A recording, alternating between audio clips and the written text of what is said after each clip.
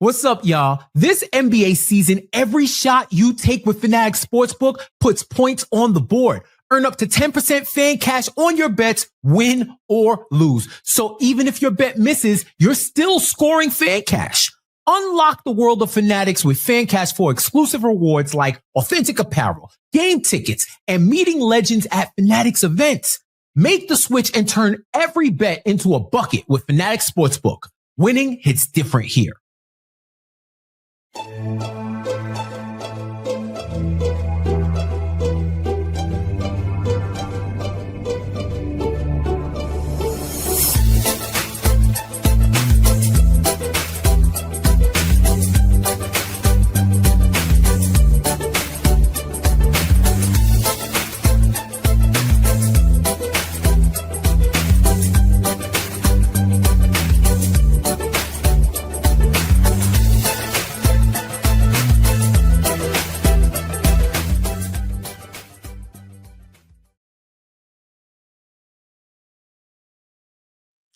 Hey there, Knicks fans. How you doing? It's your boy, Jonathan Macri, with you for another episode of the Knicks Film School Podcast, the weekly recap here. A very fun and special weekly recap for a variety of reasons, not the least of which is it gives me a chance to talk about what was the best win of the Knicks season so far for the first time, because I was not able to talk about it after the game, as we will get into in a bit. And I am here to do so with my buddy, who's been doing this with me for far too long, Jeremy Cohen. Hello, sir. How are you? Hello, John. I'm doing great. The Knicks are in the NBA Cup Final, and that's awesome. So I'm doing fantastic. How are you? I am good. And you know why I'm good, Jeremy? Why is that? Want to know why? Yes, there's a delayed reaction. I'm like, actually, you know what? I'm good. No. Yes. Why do you think do anyone wants to know why I'm doing Yeah, absolutely. It's okay if you don't want to know. I'm not sure I'd want to know if I were in your seat either. Because I, over the weekend, got to experience the greatest feeling a human being gets to experience. And it is not something that you are capable of experiencing yet. So I'm going to let you in our little secret. The greatest joy you can ever have as a human being is when you have children and then you leave those children to go be without them for some period of time.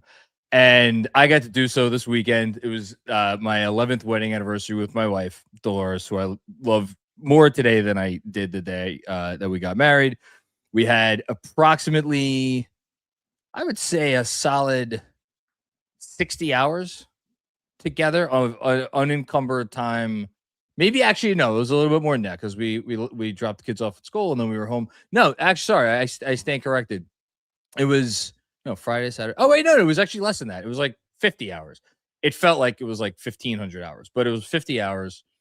And I just want to say for anybody out there who doesn't have children, you really should have kids. And the best thing I could tell you to do, have kids, because you will never experience a joy in your life like the feeling of when you leave those children to go be without them for any extended period of time. Best piece of advice I could give. Well, happy anniversary. Thank you. I appreciate it. Glad you got that time away. I thought you were going to say something more mundane than that, like an ice cream on a hot summer day. Ice cream on a hot summer day doesn't compare in the slightest to leaving your kids for a weekend. Clearly not. I mean, and I can't speak from experience in this case. You can. It's why. Have kids, and then you will see what I mean. And you may be sitting there thinking, well, based on how you're selling this, why don't I just not have kids? No, Jeremy. No. Because I'm galaxy braining you right here. The joy is not the same. It's not the same until you have kids and then you leave them, because you know what you are leaving behind. And it sends the joy off the charts. I love that for you, buddy. I'm so happy that you got to experience that. Thank you. So it's not the first time. It won't be the last time. No, it doesn't sound like it will be. No, certainly not. Have you seen Train Dreams yet? I've not. No. Do you know what the premise of the film is? I do. Okay. So one of the many things my wife and I enjoyed doing without children this weekend was we watched Train Dreams on Netflix. And it's about a logger who goes and his life basically takes him away from his child for a period of time, and his wife, which is unfortunate. So it's not perfectly analogous, but he was very upset that he had to go and be without them for a period of time. And I'm like, this guy doesn't know how good he has it. But I digress. You should see the movie. It's good. I definitely will. let's At any point, because I don't have children to worry about what time I have to see. Exactly. It or You not. can see whatever you want. But apparently I need to have children in order to know exactly what that feeling's like of how precious the time is to Trust me, man. It slot doesn't that compare. movie in. Okay. Let's talk about the Knicks. This is great. It feels like I mean, look, it doesn't feel like we're on the precipice of the NBA finals or anything, but it feels pretty good. I was watching the game on Saturday, which I did from our room in our little inn before we went out to dinner. And I'm watching it, I'm like, and I was very relaxed because I knew I didn't have to do the post game. So I knew win or lose, it was going to be Andrew's bed to make and his mess to clean up. So I was just watching it very like free and easy, and like, yeah, you know, their defense like wasn't great, which I want to get back to in a bit. But I was just like kind of watching this team. I gotta say, I was kind of watching as like a casual fan, and I was like, oh, the Knicks, let's enjoy this one. Not thinking about what I was gonna write about the game, what I was gonna say about the game, and just enjoying it for what it was. And I was like, I don't know if it's because it's the first time I've watched them through that lens this year, but I was just blown away by this team and how freaking easily they score the ball, and how majestic Jalen Brunson is, which obviously Andrew did a great job talking about on the post game. And it was really, I don't know if it's because this is like the best they've looked all season, or it's because of just the circumstances with which I was watching them. But I cannot remember seeing the team in the way that I saw them on Saturday. And again, just being frankly blown away by what I witnessed. So now you understand where I've been coming from this season about enjoying it, right? Now Yes. you get it. That's exactly it. That feeling when you're able to separate the professional part of you and the fan and embrace that fan portion. Yeah. It's so much fun. I mean, It was a lot of fun. I had the opportunity to watch the game at Penn 6 with a bunch of other Knicks fans. Thank you to everyone who came for that. Really great to see all of you, and I'm glad we all got to experience that together. And the feeling for me was, sure, there are things we could talk about, takeaways that are bigger picture stuff. What I choose to look at is the fact that the New York Knicks are one win away from securing a championship. And we're not talking about a summer league championship, and we're not talking about the NBA championship. No. It's in between those two. It's somewhere in the gray area between the title and the summer league chip. We don't have to be too cool to appreciate the NBA Cup. We don't, especially if the Knicks win it. It doesn't have to be something that we act like isn't a thing. It is a thing. If they win, there will be a banner. There has been a banner for Harry Styles, and there has been a banner for Billy Joel in the rafters at MSG since the Knicks have last put a banner up. And that was 2013, which means they have had no players up until that point, up until now. And we know there's at least one, certainly one, who is probably going to be up there. But his number 7, is not in the rafters right now. And there's no division championship. There's no conference championship. There's no best record. There's certainly no NBA. There's nothing. No. It is barren in the last decade. And we have seen so many crap games over the years. So for the first time in my fandom, the fact that the Knicks are one win away from being able to put something that they can celebrate in the rafters, that's awesome. That's really cool. And if they're not able to do that, it's really cool to be able to see the Knicks in these moments, similar to how, and this was talked about on Prime back against when they faced Toronto. Josh Hart was asked this. So many Villanova players who have had success in single game elimination. We know Jalen Brunson certainly was a part of that team twice. Josh Hart was as well. Mikal Bridges was. So being able to use that experience to win some sort of title is a blast. You know, it was a lot of fun. Or at least it certainly would be. I can't speak. Yeah, I was about to say it hasn't happened there yet. It hasn't. And the Spurs are a formidable opponent. And I'm excited for what Tuesday's game brings. But from a fan perspective, it's really cool that they have this opportunity. I keep saying cool because that's simply what it is. Well, it's wonderful. It does matter. And to sit here and try to be too cool for school and be like, oh, it's a stupid made up thing that the NBA did for what reason? Oh, money, because it's the reason why they do every fucking thing. That's accurate. But speaking of the money, we know this matters to the players because of the money. You know, Tyler Kolek's parents, man. I hope I hope my daughter does something someday where her accomplishing like one thing in her field, whatever it is that she chooses, I don't really care what it is, but like that thing gets me a car. That would just make me fucking delighted as a parent. And then I would use that car to drive away because what? I was gonna say, too bad she will hear the beginning of this episode and be like, screw that. I'm not giving a dime to him. He's happier when he's not with me. Absolutely not. None of my family gives a shit what I do. No, so that would be great. But so we know it matters to the players. And here's the part from our perspective. If they had lost this game to the Magic on Saturday, it doesn't even matter how they lost. If they had lost the game to the Magic on Saturday, I mean, it wouldn't have been me. It would have been Andrew. And I'm sure he would have done a great job with it. But, I mean, we would have had no basketball until, well, they would have been off until Thursday, right? So about 5 days off. Yep. The freaking hand-wringing and hemming and hawing and all of the consternation that would have filled those 5 days if they had lost. Now, we're going to talk about this game coming up, and now that it's not the Thunder and it's the team that just beat the Thunder, it'll be interesting what the reaction would be if they did not win this game. We'll talk about it in a bit, but just like it does matter. It does matter because of what the reaction would have been if this result hadn't gone this way. And also, yeah, this is a Magic team that has given them a lot of fits. That's another thing. And this is where I do want to talk a little bit about the game itself, which I think Andrew did a fantastic job of it, but just a couple of points that I did want to make. This was a really high quality win.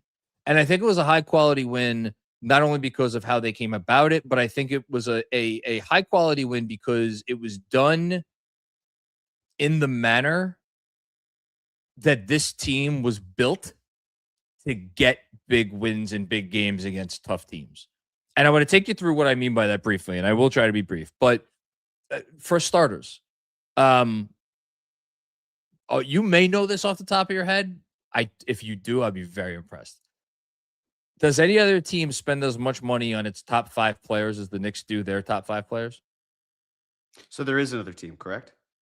I don't know off the top of my head. I'm actually hoping you know. Okay. But if there is another team, it's like one more. I would imagine it's probably the Cleveland Cavaliers. Mobley just won the Defensive Player of the Year award, so he got a 30% he gets max. The bump. Yep. Donovan Mitchell, Garland got paid 25% max. Hunter makes a little bit of money, more than Hart. 20. Yeah. So okay. Probably the Cavs. Okay. So the Cavs are going to be right up there. Mm-hmm. Double check if you want, but whatever. The Knicks are one of the top 2. Maybe there's a third team we're forgetting. They are among the top teams in terms of spending money on their top end guys.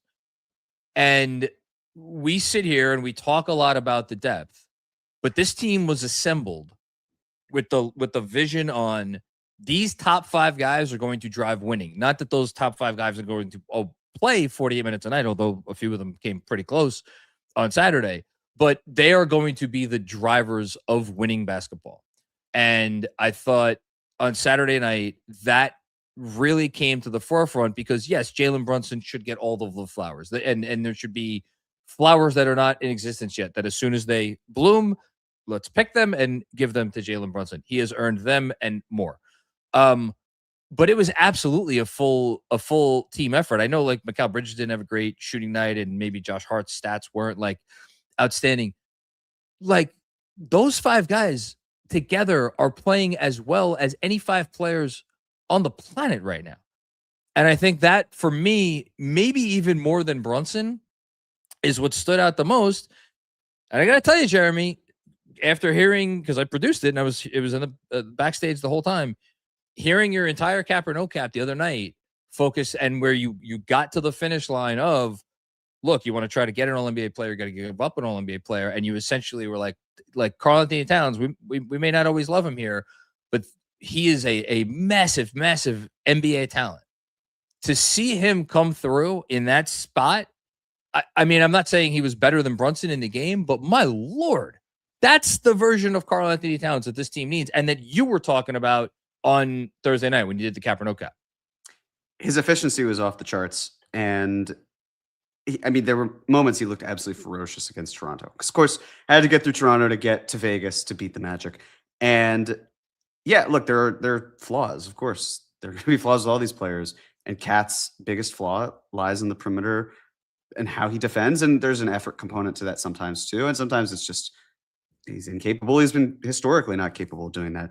But the performances that he's had, to what you're saying, they stamp how good he is. And that's why for the Giannis portion, it was like, I don't think people are recognizing how good this player is and how if you put this piece on the table as an asset, he's an incredible asset. But you know what? He's also an asset, most importantly, right now to the New York Knicks because of how he was able to play. And the big thing, right? Big thing has been, can you win with both Jalen Brunson and Karl-Anthony Towns with their defensive reputations? We'll see about what happens on Tuesday. Is that if the Knicks win the Cup final, does that fly in the face of those who say the Knicks can't win a championship with those two players? So it's interesting that you go there because that's the next place that I wanted to go to, which is the defense. Because again, when I say that I took Saturday off, I mean I took it completely off. I shout out, I love everybody in chatnix.com. Incredible community.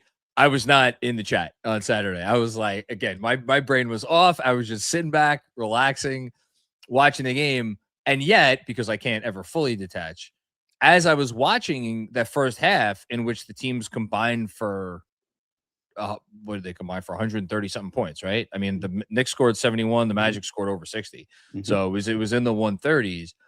I like as the point totals were going up and up and up, and as the Magic were making their run in the third quarter, briefly taking the lead, I was like, oh my God, people are probably losing their freaking minds because some of these baskets that the Magic are scoring they look easy, you know? And then I took a step back and I was like, well, let's think about again what this team was built to do and how it was built to succeed. Do you think for a second when Leon Rose traded for Karl-Anthony Towns, he thought he was gonna have the best or second best, or honestly even like a top 5 defense in the league? He did have OG Anunoby, but probably not. Probably not, right? Maybe top 10, and you settle for it, especially with Jalen Brunson. You're like, we're comfortable with still a top 10 defense. That's fine. Yeah. Exactly, top 10 defense. And going into that game, I believe the Knicks defense was ranked 9th, and I actually haven't looked it up since that game was played. Right now, they are 11th. Mm-hmm. And when I say 11th, I mean they are giving up 113.3, and they're you probably knew this already. 0.1 points per 100 possessions behind 3 teams tied for 8th, 9th, and 10th: the Cavs, the Raptors, and the Sixers. The Sixers are playing right now, by the way. So and they Cavs lost today for whatever. To the overtime. To the Hornets. Yeah, they got to overtime and they didn't score a point in overtime. Talk about a team that things are not going great for. So the Knicks are in a collection of teams in the 8 through 11 range. If you want to extend it to the 8 through 13 or 14 range, that's really like a kind of a larger cluster. But like after your top group of defenses in the league, the Knicks are in or actually the top 2 groups, because the Thunder are in their own group, and then there's group 2, and the Knicks are in group 3. I would guess if you gave Leon Rose truth serum on the day he completed the Towns trade, he would have said, "Where honestly, where do you expect to be when you have pretty much your whole team?" Which, by the way, they did not, because talking about a vital piece that was missing, Deuce McBride, hello, he would have probably told you, yeah, we're going to be somewhere in that range. I don't know, 8, 9, 10, 11, 12, something in there, and that's fine as long as the offense does its job. And as long as the defense isn't such that opposing teams walk into the arena and feel like, oh, okay, we got this. Like, let's just move the ball. Let's just like make a few passes and like get them into rotations, and we're going to get a great shot. And you know what? Hopefully it's not going to be a night where we're ice cold. That's not this Knicks defense, because they do enough proactive stuff, and you saw it full on Saturday night, where the Magic got their easy baskets here and there, But there were those other possessions where it was OG getting in a passing lane, or Josh Hart poking the ball from behind, or Mikal Bridges coming out of nowhere, or yes, Karl Anthony Towns standing his ground like he has done repeatedly for honestly pretty much most of the season. So, like, again, going back to the theory of the case, elite offense, just good enough defense. That game to me on Saturday showed you everything you wanted to see from those two perspectives. Completely agree. It's what he does, what he brings. It's very few players can do that in the NBA. And that's a special talent. That just is. But to that point, being able to at least hold your own, not even have to be spectacular, but even in the moments where he was, that's where you're like, man, this. And then, of course, it leads you to imagine if this were there consistently. But you know what? It's there right now, and it's there in big moments because this is a big moment. This game is a big moment. We're all choosing to care about this, and by not the entire world, of course, but the team clearly is, and a large subsection of fans. So him being there and being that piece with the other additions, and yes, you're right. Deuce McBride wasn't in the equation, but neither was this version of Mikal Bridges. These players have become even more confident. It feels like they feel like better versions of themselves as a result, and it's a sink or swim for some of them, right? We've seen some players who really have not gotten much time, like Abu Saleh. If you are not contributing and winning basketball, I want to get there next. You're going to see less time on the court. But I thought that the minute breakdown of this game was also extremely telling because, and I don't know if you have the full breakdown available. I got it right here. So can you read off what the starting five, what their minutes were? For just this game? For just this game. For just hold on. Of course I closed the window. I first said I had it open. I know Josh Hart was the least in terms of minutes at 31. And then after that, Cat at 37, Brunson at 39, OG at 40, Mikal Bridges at 43, which is this is by far the most those guys have played collectively in a game this season. It is. So what I also want those to consider, especially about this team, because what happens Tuesday versus what happens in April, May, if we're lucky, June, any of those things. Those numbers are going to be more in alignment with what the Knicks are going to do. You want depth, absolutely. Yep. And there are 4 players who came off the bench for the Knicks. Tyler Kolek played his best game as a Knick. Yep. I mean, that was truly something. You're going to have these guys who help bolster the starting 5. But they're going to see heavy time. They're just, those minutes are going to be in line more closely with what big game minutes are. And you're going to rely on the really 7, maybe 8 guys that you have. And that's what the Knicks did. The Knicks were a man down with Deuce McBride. And of course, the Magic were missing Franz Wagner. Yeah. And so eventually Jalen Suggs, who was essentially a non-factor in the second half. Correct. But how they were able to do that was their starting 5 really, they got the rest they needed when they did, but that was their team. That is their team. And that unit is working this year. It's doing a better job. As a result, we're going to see more of it, and we're going to see other players that come in and make things work. But I thought that this game was a good representation of what moments that are where the lights are brightest are going to be like this one in terms of minute breakdown, assuming health. And of course, it's going to be assuming matchups and all these different things, but it's going to be largely consistent with what we're seeing here. I frankly, if there has been discourse over the number of minutes you guys played on Saturday night, I haven't seen it. So I promise I'm not saying this like, willfully ignoring something that I know exists. Maybe there are a ton of people talking about it. Maybe there's nobody talking about it. No, that's me just talking into existence. Okay. Just to be clear. But like, teams play guys heavy minutes all the time, just like Mike Brown did on Saturday night. The reason nobody talks about it, just like the reason nobody should be, and I gather is not talking about the minutes for this game, is because of everything you just said. They were playing to get to the final of a thing that should matter to them, and that ostensibly does matter to them. And it's also not something that they have done much at all of this year. And they also have 2 days off, by the way, which like needs to also be said. So when it is when the minutes are deployed in the way that they were deployed under the previous head coach, yeah, it has to be a talking point for all the reasons that we yelled or maybe not me, others yelled and screamed about for 5 years. That's not the case here. So it's also a necessary evil. And this is the last thing I wanted to say about the game. Like, look, Franz is the best player on their team. I think he might still make the All-Star team. I don't know if he did enough in the time that he was healthy to get him in there. He was playing, I think, borderline at an All-NBA level when he got hurt. So I don't want to minimize his absence. But the Knicks are dealing with a depth. They have a depth issue right now. And it's okay to say it. It is what it is. I don't know if you saw Gershon Yabusele's comments. Shout out to New York Basketball Twitter account. Tweeted them out before I think he made these comments to a French outlet.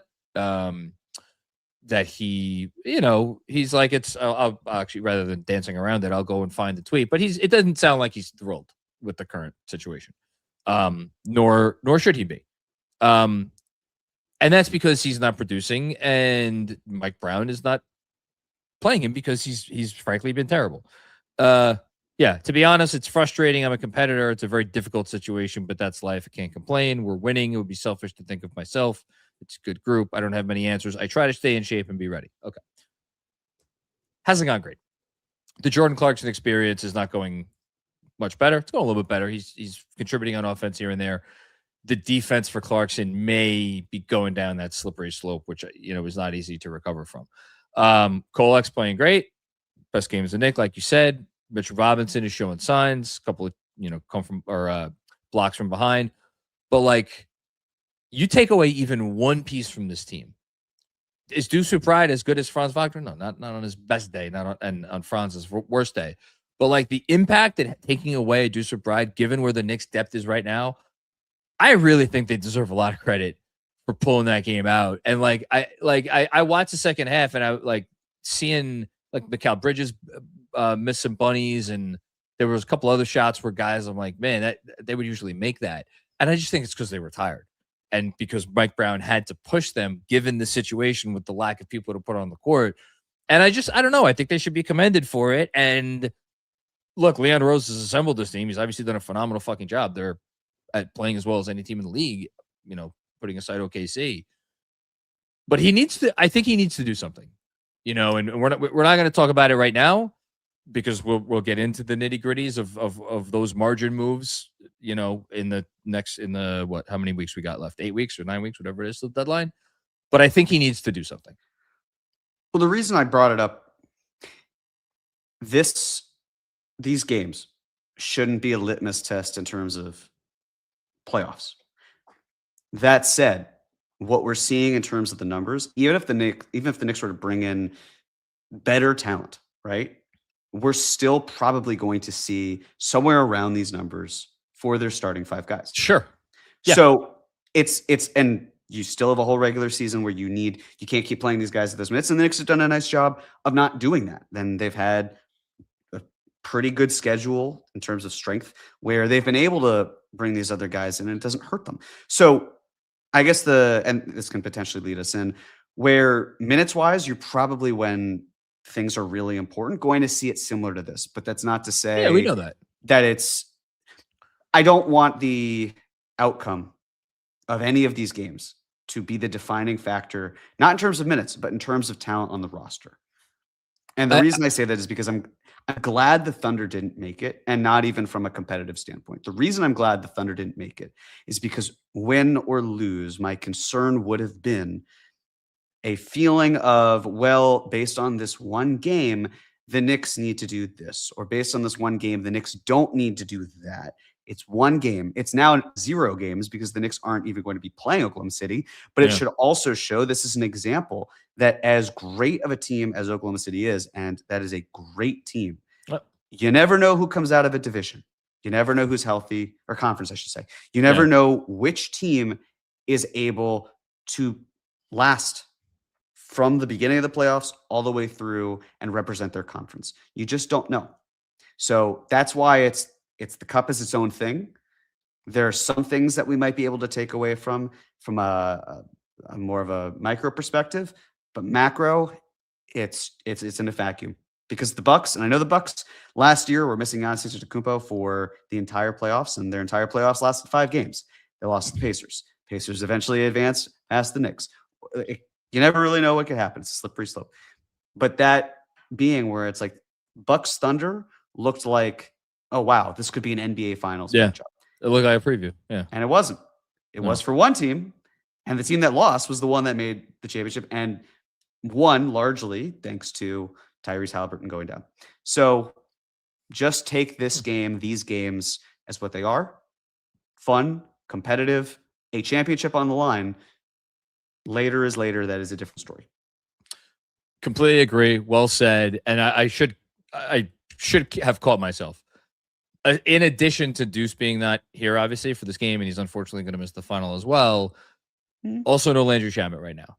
So you put Deuce back. You put Landry back. Mitch gets a little bit more looking like Mitch. And then if the Kolek thing is real, but even as I say that, I just named 3 of the 4 players I just named are 6'3" or under. So again, nothing is dependent on what happens on Tuesday, but like I kind of hope I hear a rumor at some point in the next month or so that they may be looking at a wing somewhere. But we'll see. Sure. But with that in mind, would it really surprise you? I understand that the Knicks talked about 1 week from a reevaluation standpoint. But would it really shock you if Deuce McBride suited up, considering Stephen Bondi reporting that he saw Deuce's out of the walking boot, not limping? So it wouldn't surprise me. It wouldn't shock me. It wouldn't shock me only because I heard from someone that I trust that like they were being extra cautious with this thing, and they are trying to be extra cautious with this thing, which would go against the Cup final being the be all end all to them. Of course, as Andrew has been saying, it's not a game that counts in the standings, so whatever. But I think they're gonna get after it, and whether Deuce plays or not, I think they're gonna get after it. Look, we'll see. It would be cool if he plays. I would just say that. It would. Briefly on the Spurs.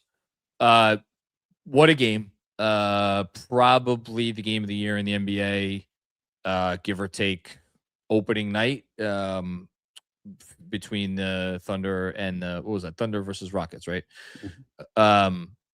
This was an awesome game. It was like some of the shot making, not only from Wemby, but from all of the Spurs. And that's really the only thing I wanted to say about San Antonio. I don't know how much people out there have watched the Spurs recently who may be looking at them and being like, how is it that the Spurs had all these wins and reeled off all these wins when Wemby was out? So I just sorted all of the NBA starting from November 16th. And since November 16th, the Spurs I think they have 3 losses in that time. So what's that? 8-3, I believe. 8-3, 9-3, whatever it is. They've 3 losses in the last month. Over that time, if you sort the league out by effective field goal percentage, again, just since November, do I have this right? Yeah. Hold on. Now I'm. Oh, sorry. No, was it? Wait a minute. Now I'm all screwed up because now I think I didn't put it in the correct way. Well, what I was gonna say, let me just go to the main point, which is that the Spurs are shooting the lights out of the ball. So going from the top down, their leading 3-point shooter over this time in terms of volume is Julian Champagny. I think I pronounced his name correctly. I always get it wrong. 38%. De'Aaron Fox, not necessarily known as a 3-point shooter, almost 7 attempts a game, 41% from 3. Devin Vassell was known as a shooter coming out of college. FSU didn't quite materialize in the way that many thought it would right away. On 6.5 attempts per game, he's shooting 44% from 3 over these last 13 games. Harrison Barnes, who they call OG, even though he is not nearly that old to be an OG, 6.5 attempts a game, 36%. He is their worst high-volume 3-point shooter. And then you got Stephen Castle, 47% from deep on 4 attempts per game. And then Keldon Johnson, another guy who was never really thought to be much of a shooter, 3.2 attempts from 3 in that time, 38%. every single one of their key rotation pieces is like absolutely letting it rip, and they are making it a lot more than their career percentages would say that they should be making it. So, there's a team obviously shooting it with confidence. And I think you saw that against OKC. And like, you know what? Going up against the Knicks defense, spoiler alert, they're going to have a chance to make threes. And I have a feeling this is going to be another high-scoring game. Defensively, it's funny. They remind me a little bit like the Knicks in that, are they a great defensive team? No, the Spurs are not a great defensive team, but they have this thing that exists on the court. How many minutes that thing will play on Tuesday bears watching. But when he's out there, it's like, it kind of changes everything. Just like when the Knicks, are playmaking on defense, it changes everything for them. So similar teams, and I would not be surprised at all to see a high scoring affair between them. Nor would I. Obviously, the impact of WEMBANYAMA is going to be significant. Wonder how many minutes he's going to play. I mean, in the header, you've got, it could 25? be probably more than the last game. You should bring me WEMBANYAMA. That's the title of the video. That is what I titled this video. Yes. Okay. Was bring me WEMBANYAMA. Here comes Hanukkah, and it's spelled with Nick not on the table for you, or like I just need to know. That just wasn't an option. I wish I had thought of that. Sorry. Oh, you're Victor Wembanyama. Exactly. Yeah. That's so good. Thank you. But giving these ideas away for free. Always, we are men of the people for this channel. So with that in mind, I'm excited to see OG matchups on Wemby. I mean, that last year's Christmas affair was incredible. That was one of the most fun games that we've seen in quite some time. So to see it on neutral ground, that'll be good. And also talking about even before then, Brunson scoring 60 points, nearly breaking the record that Carmelo Anthony holds. Of course, the Spurs being victorious in that one. There's the Mamu game. There's the Mamu game. There's also, for those who are certainly at least in their early 30s, the 1999 NBA Finals, where this is not going 40s. To be, either way. But it's going to, this isn't going to replace that should the Knicks win. It's not necessarily going to be revenge, but at the same time, if you can take one from that team, that feels great too. So I love the histories and how the past and the present are colliding for this team, and the future that I hope can be there as well, because seeing these two teams compete on the biggest stage possible is a huge win for the NBA, and it's a huge win for the Knicks because it means that the Knicks would be able to be good enough to be marketed in such a way where it's authentic because they are rightfully there and not just shown because they are a New York franchise. So I can't wait for this. I can't wait to see the matchups. I can't wait to see how the Knicks respond. The Spurs, of course, to your point with the stats they had from three, and the Knicks, of course, not the best three-point shooting team on defense. But with that in mind, from the Spurs perspective, you have to be good to beat the Oklahoma City Thunder. Of course, the Portland Trail Blazers might say, hey, you don't have to be that good because we're not that great. And we did a great job of beating them 20 in that down. game. 20 exactly. Down. Yeah. So this is still a formidable opponent. It shouldn't go away. This is a good team that the Knicks have to face.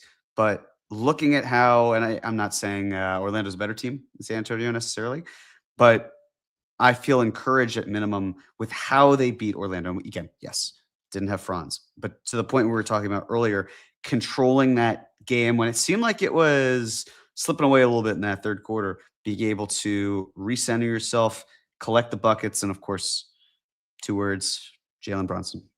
So the Spurs don't have Jalen Brunson. They've got three great guards that'll be playing for them tomorrow. And they have Wembanyama, or just tomorrow, Tuesday. But I was making a noise for, they have Darren Fox is a great guard. I was including him, to be clear. Castle is getting there. And then Harper is, I would say, like one level below Castle, but he might be the best of the three of them. So I was even thinking more like on the Vassell line. If we, they have a lot of talent. Exactly. They've How about that? Rangy talent across the board. And Luke Cornett, I was about to say the guy that single-handedly beat the fucking Knicks in a playoff game last year. Mm-hmm. Yep. He's He's there too. So, I was about to say perfect transition because you mentioned Brunson for us to give out game ball. Maybe a quick throwback to your cap or no cap on Thursday. The Milwaukee Bucks are currently losing by 32 points. Do you know to who? I do. It's the Brooklyn Nets. That's correct. Yeah. The Jordy Fernandez-less Brooklyn Nets. The Jordy Fernandez. Maybe Jordy was the problem all along. Yeah. Yeah. Anyway. Okay. Let's give out some game balls, which we give out to one player, coach, or entity that deserves special recognition for their accomplishments over the last week. So we are only giving out game balls for the 2 NBA Cup games, the quarterfinals and the semifinals. We did not pick the week, so it carries over from the previous week, which means Jeremy gets to pick first. But we are doing double game balls since there's no detention because they did not lose a game this week. So it's going to go Jeremy, me, Jeremy. Mm-hmm. There we go. Jalen Brunson. Great answer. Yeah. I mean, I will elaborate, but need I say more? Jalen Brunson, just incredible performance against the Raptors. Just in the first quarter alone was keeping them exactly in the game where they need to be because Brandon Ingram was on fire. It was nice to see him cool down a bit, but it felt like it doesn't matter who you put on Brandon Ingram, he was going to hit a shot. And then it faded as time went on, which was quite nice. But Jalen Brunson didn't. The Brunson burner kept burning bright, and it carried into a 40-point performance in Las Vegas against the Orlando Magic. He is everything to this team. He is the engine. He is the brain. He's just incredibly talented. I run out of adjectives to describe this man because of how important he is to the team. So Jalen Brunson, game ball. So Jalen Brunson has played 5 NBA Cup games this season because he did miss the one Cup game against the Miami Heat, which was, of course, the Landry Shamet game. In those 5 Cup games, Jalen Brunson is averaging a shade under 35 points a game, shooting 56% from the field. He has made half of his threes. Oddly missing some free throws in these Cup games for whatever reason. He's a little under 70%. And then 5.5 assists, 2.5 turnovers, and he's fucking awesome. So great game ball. I'm gonna go Karl Anthony Towns. So Karl Anthony Towns, and if we had a detention, I would give it to Andrew Claudio for giving me so much shit in his monologue after this win, making me out to be the world's preeminent cat hater. I'm not. I don't hate Cat. I don't hate. There have been guys I've hated on over the years. I don't hate on Cat. I just have eyes, and I watched the playoffs last year. All right. Okay. All right. So no one else has eyeballs but Jonathan Macri. The gift of sight is only with John. All right. And I don't take that gift for granted, which is why I use it on this show all the time. Listen, your business check. I watched him kind of shit the bed a lot during the postseason. He made up for it. Yep. Yes. He made up for it with some massive shot making, with some massive defensive stands, or one that stands out in my mind. Game 1, Detroit. I'll always remember you. Some giant quarters. Game 3, Indiana. And stretches of competence. Right against Boston, he had stretches of competence. That version of Cat that we saw over the course of a month and a half last postseason did not instill me with confidence entering this summer, which colored my entire attitude towards the player throughout the entire offseason, coming into this season. And it's why when his season started off the way I did, I reacted as I did. But I am also not so pig-headed as to not recognize what I am seeing when it's in front of me. And what we are seeing from Karl Towns, and I cannot emphasize this enough, at both ends of the court. And it's been, it's been well over a month now, because after those first couple of weeks, he really turned it on. And just in these last 2 Cup games, 21.5 points. Okay, fine. Shooting 60% from the field. He's making half of his threes. He's making all of his free throws, almost 90%. And he's doing all the other stuff that he usually does, pulling down 12 rebounds a game. So cannot say enough good things about Cat. He is making me look silly. And as I've said many times, I would like nothing more than for me to look like the absolute fool based on some stuff that I've said about Karl-Anthony Towns in the past. Keep proving me wrong. And now I have another one.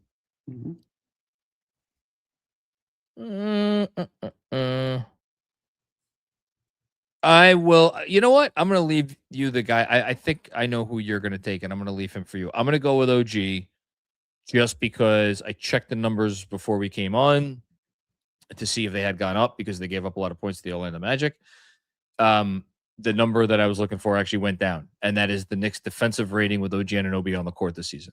It's a clean, even 106, as in they are giving up 106 points per 100 possessions when OG Anunoby is on the court for his entire sample size of minutes.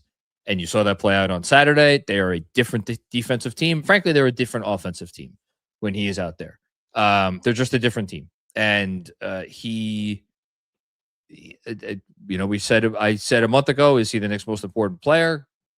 Obviously, Jalen Brunson, every time he goes out and does something like he does on Saturday, it makes me look very ridiculous for saying that.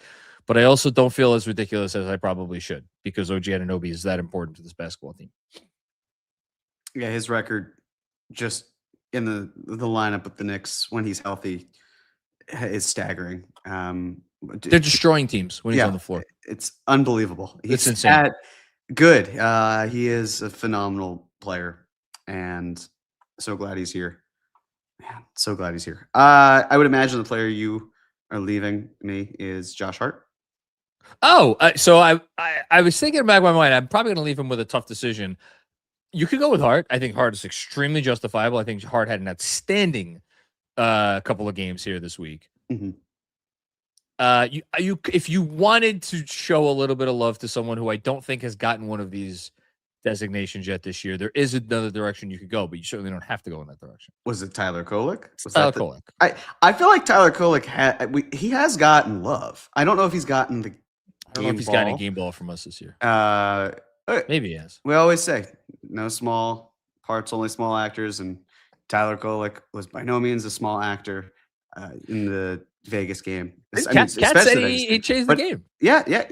He did a great job. But I will give it to Josh Hart as deserving as the right call. Yeah, I mean that the Raptors game alone, heart and soul. That's really how it is for Josh Hart. He had 6 stocks in the 2 games, even without shooting the ball well at all against Orlando. 12 points on 12 shots, missed all of his threes, all 4 of them. Still wound up 6 rebounds, 6 assists, 3 steals. Just the way that he can go in transition is amazing. It just is. He just runs down the court, and even what he's gonna do. You know exactly the movement he's gonna make, and he still almost always is successful at it. He's a joy to watch. I love him. The side note, without giving it to a player, I was going to give it to the fan in Toronto who was talking to Brunson and trying to troll him. And then Brunson immediately hit a 3 after that and then kept hitting shots. I humbly request that if there's a single Knicks fan who is sitting courtside or near it, if you have the opportunity, I know you're a Knicks fan, but if you have the opportunity, please get a Spurs jersey and start heckling Jalen Brunson because it works. It works really well. He will not know it's reverse psychology, but we will, and we will be grateful because you are helping to motivate him in a way where he doesn't need extra motivation, but clearly it can only help in that situation. So you're not a bad fan if you switch sides, just play the part, play the role. We all know exactly why. No small parts. Exactly. This is a big part. Yeah, you might part. even get up there, and if they win, and you might be able to hoist the cup. So no promises. I can't promise on their behalf. So, but I will go with Josh Hart for the game ball, the second one. Josh Hart shooting a higher percentage from deep this year than his teammate Jalen Brunson. In terms of overall efficiency, he is not far behind Mikal Bridges for best among the current perimeter players in the rotation. So Yeah, man. It's a joy to watch Josh Hart be playing this way. And again, kudos to Mike Brown. Not his original choice to start, but obviously met with his capos and decided that this was the it's conciliary. I don't know. I like the fact that he is collaborative enough to talk. Oh, I'm not no, I know you. I know this is not against you. This is the general concept that I saw snippets of it before when it was reported. It's like, man, you're telling me that the guy who wants input above and below him, that's a bad thing? I don't see it that way. I would dream of a direct report who has reports directed to them that's conferring managing up and managing down. I think that's great style and shows how he's been able to really get the best out of this team. Well, it also shows confidence because the wisest man is the man who admits that he does not have all the answers. And so for Mike Brown to, again, be very open with the fact that he is seeking this input and he's taking any suggestions and the whole thing, like, I don't know, man. I think a lot of head coaches, especially knowing how kind of you have to put on airs to get to that level in your profession. I just don't think a lot. And he's kind of old school. Like, I know he looks like he's like 40, but he's been around for a long time. So for him to be able to do that, I think is very cool. All right. So we should do predictions for this week, correct? We should. Yes. Okay. So but here we not go. For the NBA Cup final, in my not opinion. For the NBA Cup well, final. I don't think it's right for us to do that when we I'll did take not hold on, I'll take it off right now. Do you agree or disagree?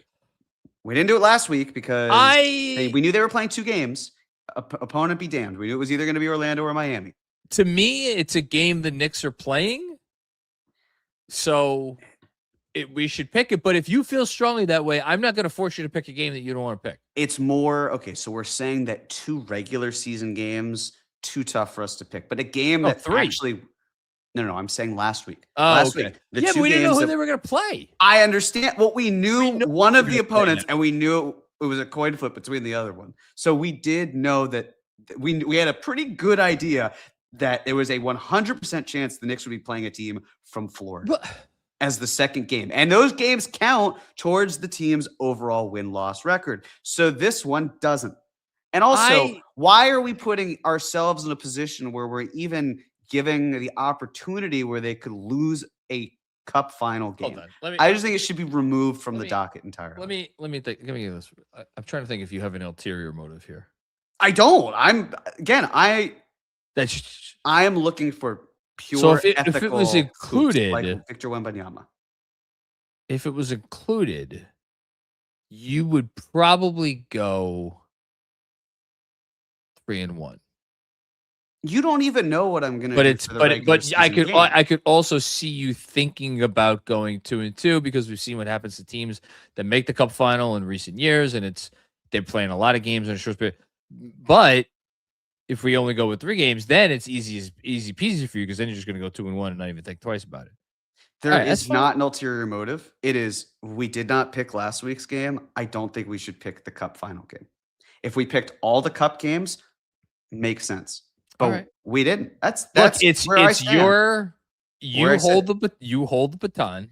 It's a back and forth here. We can make the rules up. I mean, clearly from the rules you suggested last year, the Fakakta rules, you can go however you want. Like it doesn't really matter because you'll move the goalposts depending on how you can do it. But it's fine. I don't even know where the goalposts are. I don't either. You suggested rules that made no sense.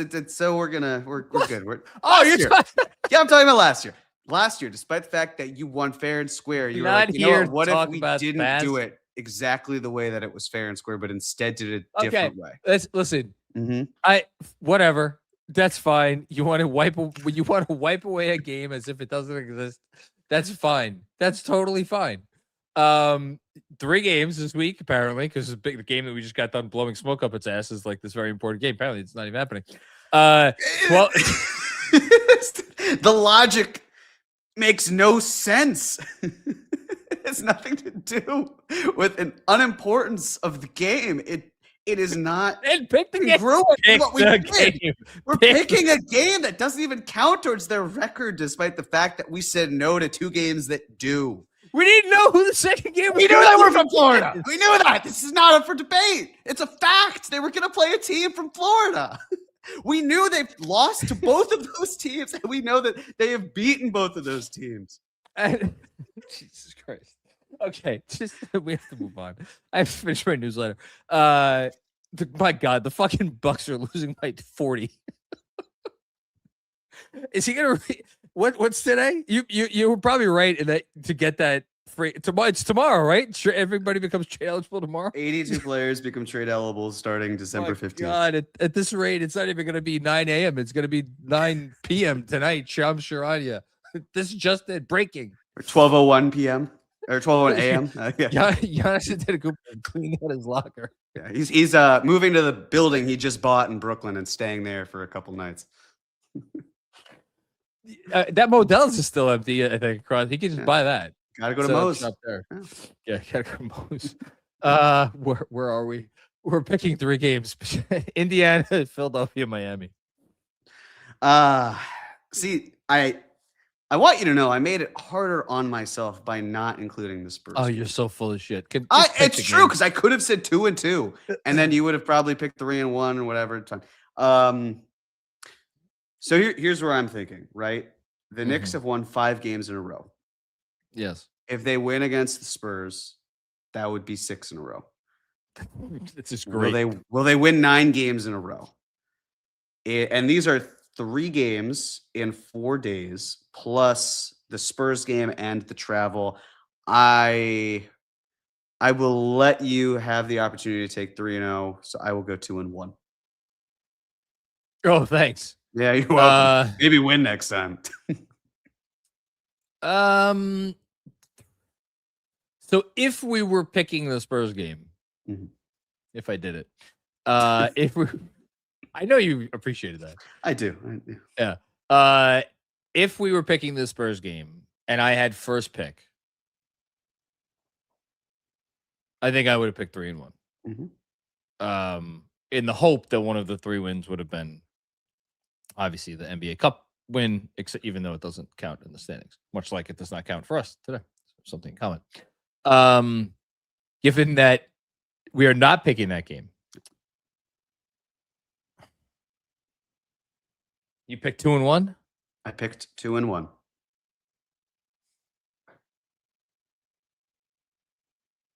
I hate the back-to-back coming out of this fucking cup. Indiana has been playing better. They got their doors blown off by the freaking Wizards tonight, so that doesn't look great for them. But then back-to-back with travel, by the way, because it's Indiana. It's at Indiana, and then it's home for Philly 24 hours later. And then the Miami game is going to be tough. God. Am I really going to sit here and pick 1 and 2 for a team that has won, what have they won, 9 out of 10 games? And I just got done talking about how great they look. You've really fucked me here, Cohen. Well, I knew you did this. I knew you. This wasn't an ulterior motive. This was being consistent with what we had before. Yeah, fine. You want it? There it is. 3-0. Great. Done. Okay. I hope you win. I'm rooting I know for you do. I know you do. It's painful. Okay. We have any? Let's see if we have any super chats. Shout out to everybody watching, by the way. Happy Sunday, everybody. Robert Cross. What a surprise. I don't know why I am here. I say that to myself every day. I say that about Robert too. Like, you don't know why Robert's here, or you don't know why Robert is like here. Yes. What's the question? Yeah. I say that with love for Robert. So my question is for John Macri. Will you have fun on Tuesday night? #53wins. Will I have fun on Tuesday night? Yeah, sure. As long as they play well. And they've been playing really good ball for a while. They played good against Orlando. Both of the games that they won against Orlando. Played good against Toronto. Played great against Utah. Played good for a period of time against Charlotte. Like, they've been playing really well. Played well for a quarter against Boston. Yeah, they've been playing really good ball, and they're playing as well as any team in the league. So yeah, I think I'm gonna have fun. I'm probably gonna try to do a watch along. I may do that solo. We'll see how that goes. But yeah, I'm gonna try to enjoy myself, and you know, they have a great opportunity in front of them, and that's a cool thing. So as a fan, what more can you want? And then Kevin Danishevsky. Robert to detention this week. Now, I don't even want to go up and look and see of what Robert said that has Kevin saying he should go into detention. I don't think it's anything. I don't know either. I don't know either. That's it. Anything else we want to talk about? I think that's all. That's it. That's all she I wrote. think that's all. That's all she wrote. Okay. This was good. Thank you, everybody, for checking out another episode of the Knicks Film School Podcast. Thank you, everybody who showed up on Saturday night for the watch party at Penn 6. And shout out to them for hosting. Shout out to Sean for setting that all up. Shout out to Andrew Claudio for covering me on Saturday night.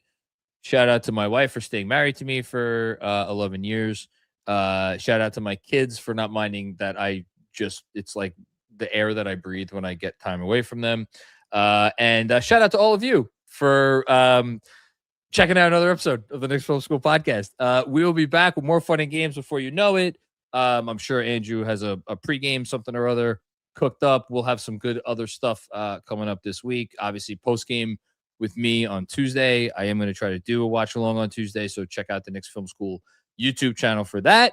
And until next time, we will see you soon. Peace out. Must be 21 or older. Gambling problem? Call 1-800-GAMBLER. Connecticut, call 888-789-7777. Massachusetts, call 800-327-5050. New York, call 877-8-HOPE-NY. Maryland, visit mdgamblinghelp.org. Not available in all states. Terms apply. See the Fanatics Sportsbook app.